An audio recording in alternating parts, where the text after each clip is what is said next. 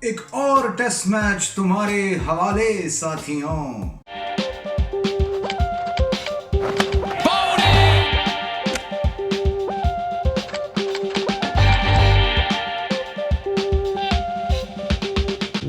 जी भाइयों, मैं हूं जीके और आप देख रहे हैं जीके की बकवास। बल्कि देख क्या रहे हैं, नोश फरमा रहे हैं जीके की बकवास।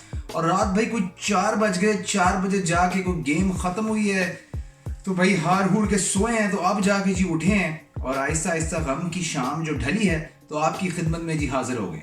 कल के गेम की जो माशाल्लाह हाईलाइट रही है वो कंट्रोवर्शियल अंपायरिंग डिसीजंस रहे हैं। और बंदे को यार ये समझ में नहीं आता कि टेक्नोलॉजी हम लाए क्यों है यार। टेक्नोलॉजी का मकसद जो है वो ये था कि यार टेक्नोलॉजी आएगी तो अंपायरिंग को फैसिलिटेट होगा, अंपायरिंग और बेहतर होगी, अंपायर जो है वो कुछ पेचीदा फैसले जो है वो आसानी से ले सकेंगे। मगर मेरी ये कोई बात समझ में नहीं आती कि जब से टेक्नोलॉजी आई है मेरे ख्याल से अंपायर कोई और ही जो है ना वो नकारा से नकारा होते जा रहे हैं। मतलब आप डिसीजन मेकिंग देखेंगे, कल जो है वो डिसीजन गया है जनाब ग्राउंड के 30 मीटर दूर अंपायर ने खड़े होकर कोई चीज़ देखी है, उसने वो डिसीजन ऊपर भेजा है, ऊपर वाले ने कहा है कि भाई मुझे तो समझ नहीं आ रहा, मेरे ख्याल में तो ये हुआ है। तो आगे चल के यार इस तरह तो मुझे लगता है कि फिर हम थर्ड अंपायर की गलतियां रेक्टिफाई करने के लिए जो है वो एक और अंपायर रखेंगे जो थर्ड अंपायर की गलतियां जो है वो रेक्टिफाई करेगा। मगर वो फिर कैसे करेगा, क्योंकि उसको तो है वो सॉफ्ट सिग्नल चाहिए होगा उस अंपायर की गलती पकड़ने के लिए जिसने नीचे ग्राउंड पे खड़े अंपायर की गलती पकड़ने के लिए ऊपर वाले अंपायर को भेजा, फिर जिसकी गलती पकड़ने के लिए हमने एक और अंपायर बिठाया जिसने एक और टेक्नोलॉजी डाली। आप ये सुन रहे हैं, ये बात करते हुए मैं कंफ्यूज हो गया हूं कि नहीं हूं। तो फिर नीचे क्या हशर होगा यार। खुदा रहा भाई मेरी आईसीसी से खास दरखास्त है कि गेम के आगे बढ़ने के लिए ट्रांसपेरेंसी, सिंप्लिसिटी का बहुत जरूरी है भाई इन चीजों का होना। तो खुदा के वास्ते ये अंपायर कॉल, मैं नासिर हुसैन की बात समझ सकता हूं कि अंपायर कॉल को अगर कंसिडर नहीं किया गया, कोई नया बंदा गेम देख रहा है तो जी उसके लिए तो वो ये कहेगा कि भाई ये विकेट पे लग रही है तो आउट क्यों नहीं है, अंपायर कॉल क्या है। तो हम एक जो है ना वो पिच का मैप बढ़ा देंगे एलबीडब्ल्यू देने का, और फिर अंपायर इस चीज को कंसिडर नहीं करेंगे और वो जो मार्जिन है वो बढ़ से बढ़ जाएगा। मैं समझ सकता हूँ ये बात यार, मगर गेम के आगे बढ़ने के लिए ट्रांसपेरेंसी बड़ी जरूरी है यार। ये अंपायर कॉल, ये सॉफ्ट सिग्नलिंग, भाई खुदा का वास्ता जो है ना आईसी से मेरी दरख्वास्त है कि इसको बंद करें और एक कैमरा जो है ना वो खास लगाए थर्ड अंपायर पे जो चेक करे कि ये पीछे बैठ के कुपियां तो नहीं लगा रहा है। कि खुदा ना मुझे आप बताएं ये कोई कहां से आउट है यार। एक चीज होती है लुक एंड टेल, बंदा देख के बता देता है। इधर घास जो है वो आगे बढ़ बढ़ के बॉल को झप्पे मार रही है, ईद मुबारक के सीम वॉबल वॉबल होके भंगड़े मार रही है यार। ये कौन सा आउट है, किस एंगल से भाई तुझे लगता है कि एक उंगल जो है वो बॉल के नीचे था। जो विल्सन आप ग्राउंड से बाहर निकले, आपको मेरे ख्याल से पूरी आवाम ने एक ही उंगल दिखाना है। A middle finger for you people. वैसे ये गेम में कोई पहली दफा नहीं हुआ था जब कंट्रोवर्शियल डिसीजन मेकिंग हुई है और जो विल्सन ने जो है वो कोई जो है कंट्रोवर्शियल डिसीजन दिया। इससे पहले भी अलीम डार ने थर्ड अंपायर कॉल भेजी थी और उसके बाद उन्होंने थर्ड अंपायर बुला लिया था कि भाई खुदारा दोबारा चेक कर, कहीं हबशी हलवा तूने इतना तो नहीं खा लिया कि तेरे दिमाग पे चढ़ गई है चीनी। मतलब बंदे ने जो है वो ऊपर भेजा डिसीजन और जो विल्सन को कहीं से ग्लव नजर आ गया, जबकि वो बराबर में इतना बड़ा बल्ला नहीं देख रहे जो जमीन पे उसी वक्त टकराया है। और उन्होंने जो है वो ग्लविंग का जो इशारा करके इवन अलीम डार को जो सरप्राइज कर दिया था एकदम से कि भाई ये क्या सीन हो गया। हालांकि मेरे ख्याल से जितने देखने वाले लोग थे, क्योंकि इतना क्रिकेट तो हम भी अब सब फॉलो करते हैं कि छोटी छोटी चीजें देख के तो हम हाईलाइट कर सकते हैं। वो उस वक्त साफ जाहिर था कि बल्ला जो है वो जमीन पर लगा है, मगर जो विल्सन पाई को जो है ना वो कहीं से ग्लव की जो है ना आवाज आ गई और उन्होंने साइड का फ्रेम देखने से इनकार कर दिया। तो यही चीजें हैं जो कंफ्यूजन पैदा कर रही हैं गेम के अंदर कि एक तरफ जो है वो नीचे वाला अंपायर कुछ डिसीजन आपकी तरफ भेजता है, उसने ग्लव का इशारा भी नहीं किया है और आपने कहा कि जी नहीं मुझे तुम्हारे डिसीजन में फ्लॉ दिखता है और मैंने ग्लव जो है वो पकड़ लिया है। मगर यही अंपायर 30 मीटर दूर खड़ा होके जो है वो सॉफ्ट आउट सिग्नल देता है तो आप उसको ओवरटर्न नहीं कर सकते और आप ढूंढ रहे हैं किसी तरह कि मैं किसी तरह इसको आउट दूं। तो जी मेजर डिसीजन और major confusing point in the game. तो जी हमारी बुक्स में तो ये डेफिनेटली जो है वो नॉट आउट था और आप मेरे ख्याल से 100 को लोगों को दिखाएंगे तो 97 से 98 जो है % लोग आपको यही कहेंगे कि ये नॉट आउट था। तो जीक नेशन की तरफ से जो विल्सन आपके लिए लक दी लानत। आपने इस नन्हे मुन्ने मर्द पे भी जो है ना वो थोड़ा सा भी तरस नहीं खाया। अब जी नन्हे मुन्ने मर्द की बात हो रही है तो सऊद शकील को भी क्रेडिट देना पड़ेगा। जबरदस्त जो है वो टेस्ट क्रिकेट का आगाज अच्छा खेले। मेरी नजर में 200 प्लस बॉलें इन्होंने खेली हैं। थोड़ा जरा ज्यादा टेंटेटिव नजर आए, 30-35 रन थोड़े एक्स्ट्रा स्कोर कर सकते थे ये बहुत सी जगहों पे, तो उन्होंने बहुत टेंटेटिवली खेला। फर्स्ट इनिंग में भी अपनी विकेट जो है थ्रो अवे की, मगर ओवरऑल एक मैच्योर इनिंग्स। शायद अगर विल्सन बाबू को इन पे थोड़ा सा रहम आ जाता तो मेरे ख्याल से ये एक मैच विनिंग नॉक भी खेल सकते थे और सदियों से याद रखा जाता। दूसरी हाईलाइट थी भाई इस टेस्ट मैच की, वो था हमारा पावा अबरार। माशाल्लाह जी 11 विकेट निपटाई लड़के ने, एक रन आउट कर लें तो 12 ही कर लें ऑलमोस्ट, और इस तरह खूबसूरत टेस्ट करियर का जो है वो आगाज हुआ है। और इस लिस्ट से गुजरते हुए माशाल्लाह मैं एक और लिस्ट से भी गुजरा हूँ जहां ये एक one of the finest debuts में आ जाता है पाकिस्तान की तरफ से टेस्ट क्रिकेट के। और मैं बाकी माशाल्लाह इन लिस्टों को देख रहा हूँ तो माशाल्लाह जी माशाल्लाह सलाम है पीसीबी को, क्या हमने हशर निकाला है अपने स्टार डेब्यूटेंट्स का। तो भाई अल्लाह से यही दुआ है कि अबरार जल्द अज जल्द इस लिस्ट से निकल के किसी और लिस्ट में जाए और उसका करियर जो है वो बहुत आगे जाए। मगर पीसीबी जरा इस पर भी थोड़ी नजर सानी कीजिए माशाल्लाह कि इतने आपने स्टार डेब्यू कराए हैं तो फिर बाद में उनका हशर आपने क्यों ऐसा किया है। तो ये भी एक अच्छा पॉइंट है कि हमें जिससे देख के ये लगता है कि taking care of a product तो हमारी बुक्स में कहीं शामिल ही नहीं है। माशाल्लाह हम स्टार तो बना देते हैं, फिर बाद में उस स्टार की ना दोनों डंडियां तोड़ के ना तो फिर उसका समोसा ही बना देते हैं हम। अच्छा जी जीके नेशन इस दफा ना जरा स्टेटिस्टिकल डिस्कशन भाई फरमाएंगे, और सेलेक्टर साहब हमारे जो हैं वो लैपटॉप लेके आ सकते हैं, तो भाई भी ना इस दफा थोड़ा सा लैपटॉप लेके आया और थोड़ा लैपटॉप पर तजिया जो है ना वो किया जाएगा, क्योंकि फाइनली ना हमें डाइसेक्ट करना है कि यार हो क्या रहा है। तो जी 2 चीजें जब हमने डिस्कस कर ली, उसके अलावा कुछ ऐसा खास नहीं हुआ है, मगर इंग्लैंड को ना यहाँ पे दाद देनी पड़ेगी, वो भी खास किस्म की, बिकॉज हर बॉलर ने स्टेप इन किया है, चिप इन किया है और विकेटें ली हैं। माशाल्लाह से हम देख सकते हैं कि जो रूट्स जो है ना विकेट कॉलम में नजर आए, मार्क वुड ने टुवर्ड्स द एंड आके विकेटें ली हैं। तो ऐसा क्यों हो रहा है कि हमारी तरफ से सारी विकेटें तो अबरार ही लेके गया है। उसके अलावा मेरा नहीं ख्याल इससे कोई थकी हुई बॉलिंग जो है ना मैंने पाकिस्तान की अपनी जिंदगी में देखी होगी। This is one of the most timid और जिसे कहते हैं ना बहुत ही मासूमाना किस्म का बॉलिंग लाइनअप हमने इस वक्त खिलाया। तो मैं इस बात को मानने को तैयार ही नहीं था यार कि क्या हमारे मुल्क में बॉलर ही नहीं बचे यार, कि क्या हो क्या रहा सीन। तो भाई ने फिर जो है ना वो पुलअप की। अभी जो हाल ही में हमारा डोमेस्टिक टूर्नामेंट रैप अप हुआ है नवंबर के अंदर, उसकी लिस्ट मैंने पुलअप की। मैंने कहा भाई देखें जरा क्या चक्कर क्या है, बॉलर हैं क्यों नहीं हमारे पास। तो जी उसके अंदर से जब मैं गुजरता हूँ और मैं देखता हूँ तो उसके अंदर जी जो देखने को मिल रहा है वो यही मिल रहा है कि इससे बेहतर मुल्क में बॉलर मौजूद नहीं है, क्योंकि लिस्ट के हिसाब से तो Abrar was the highest wicket taker, he is in the team, वो तो काम भी कर रहा है। उसके अलावा अगर आप देखें इस लिस्ट में तो मोहम्मद अली इसी लिस्ट में मौजूद है। तो फिर क्या वजूहत है, क्या हमारी सिलेक्शन सही नहीं है, क्या हमारी स्ट्रेटजी सही नहीं है। क्योंकि हमने सिलेक्टेड जो लिस्ट है हमारी टॉप परफॉर्मेंस की, उसमें से हमने प्लेयर्स उठा लिए हैं। उसके अलावा हमने मेनली रिलाई किया अपने T20 बॉलर्स पे, जिनके पास फर्स्ट क्लास का ज्यादा एक्सपीरियंस नहीं है, तो वो जी टूटे पड़े साइड पे। तो इस वक्त बहुत से सवालात जो हैं वो हमारे दिमाग में गर्दिश कर रहे हैं कि आया ये सिलेक्शन की गलतियां हैं, सही प्लेयर्स टीम में नहीं आए, या फिर हमारा जो डोमेस्टिक सर्किट में सब टॉप परफॉर्मर है उसको पिचें ऐसी दी गई हैं कि वो सही तरह यूटिलाइज नहीं हो रहा। तो ये आपके लिए ना मैंने थोड़ा सा होमवर्क जरूर पैदा कर दिया है, तो आप भी ना इस पर थोड़ा सा आपने मुझे कमेंट करके बताना है कि आपके क्या ख्यालात हैं। क्योंकि अगर आप देख रहे हैं स्टेटिस्टिकली जो लोग पिक होके आ रहे हैं वो कोई इतनी बुरी जो है वो चॉइसेस नहीं है। अबरार भाई भी उन्होंने परफॉर्म किया और वो टॉप परफॉर्मेंस में से हैं। तो फिर क्या वजूहत है मेरे भाई, आप जरा तस्करा कीजिए।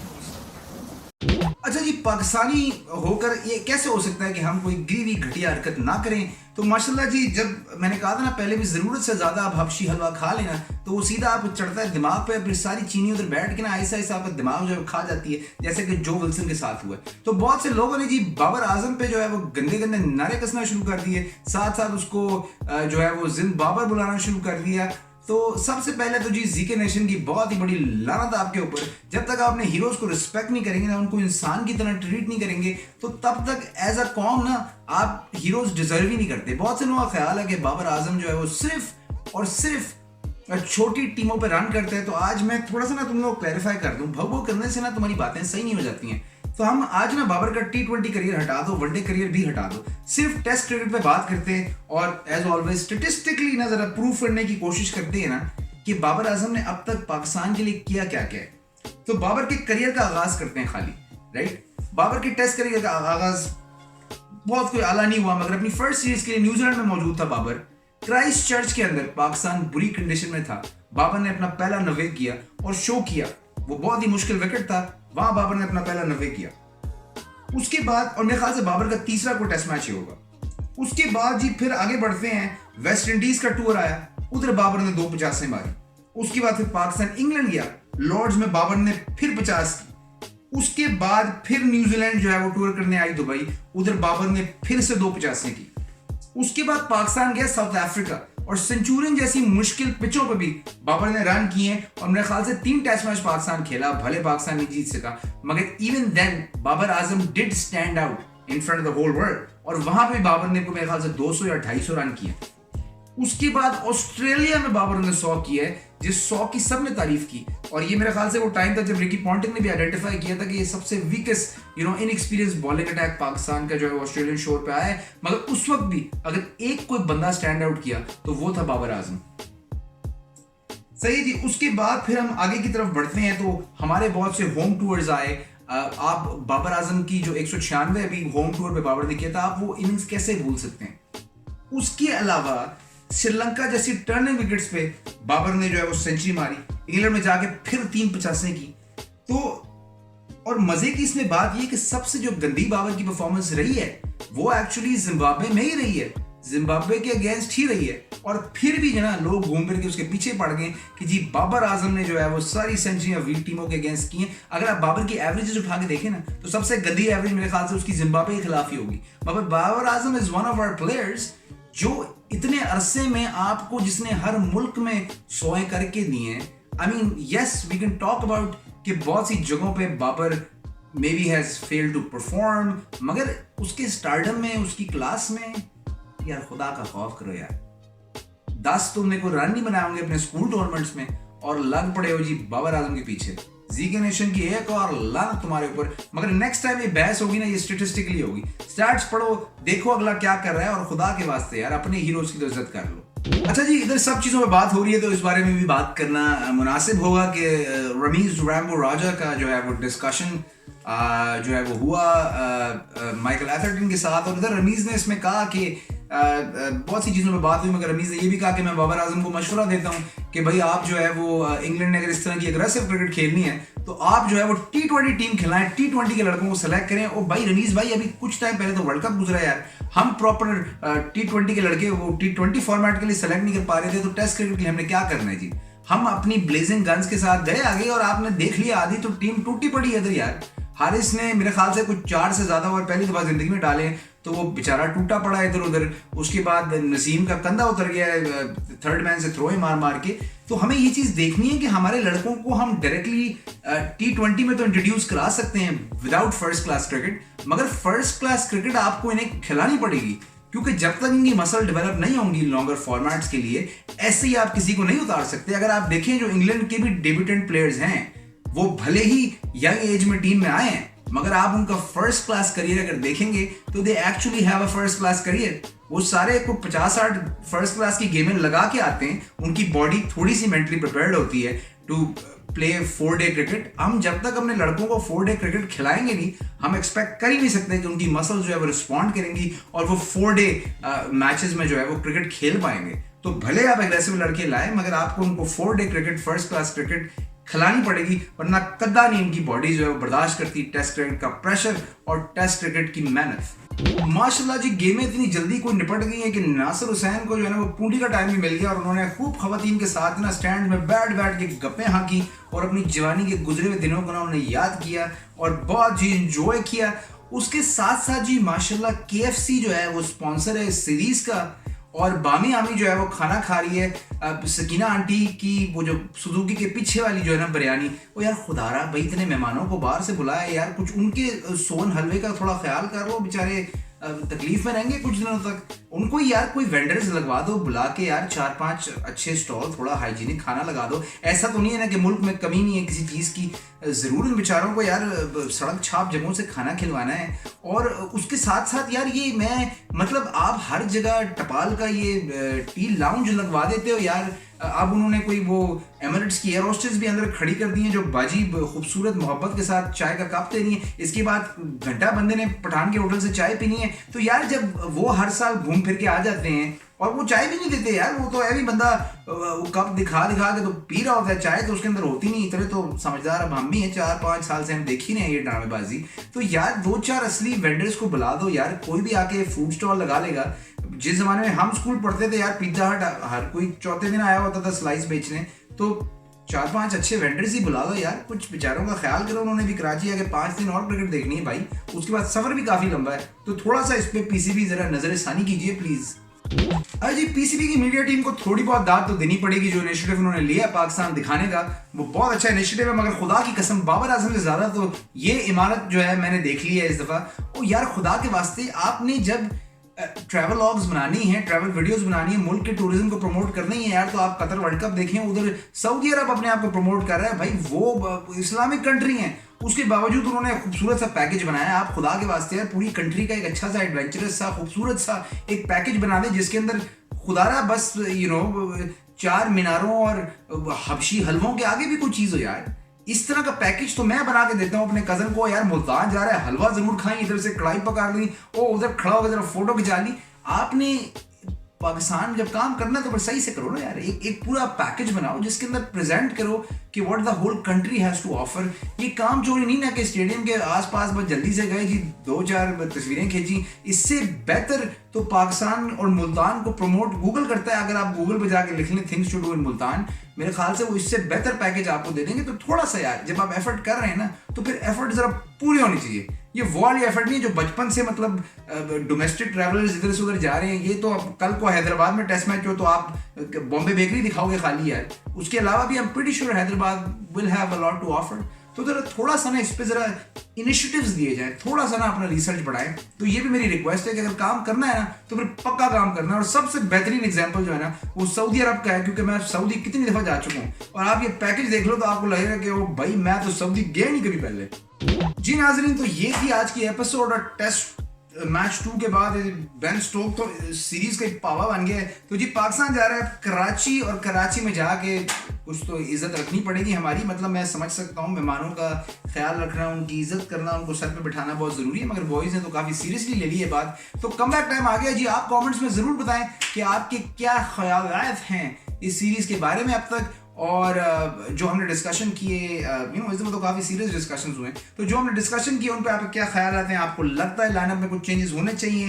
कुछ और इश्यूज पे आप चाह रहे हैं मैं रिसर्च करूं तो उस पर भी बात करेंगे। और साथ साथ आप ये भी बताएं कि जो विल्सन ने जो पुठी हरकत की है ना, उसके बारे में क्या किया जाए जनाब। तो जीके को दीजिए इजाजत, आपसे मिलते हैं अगली एपिसोड में।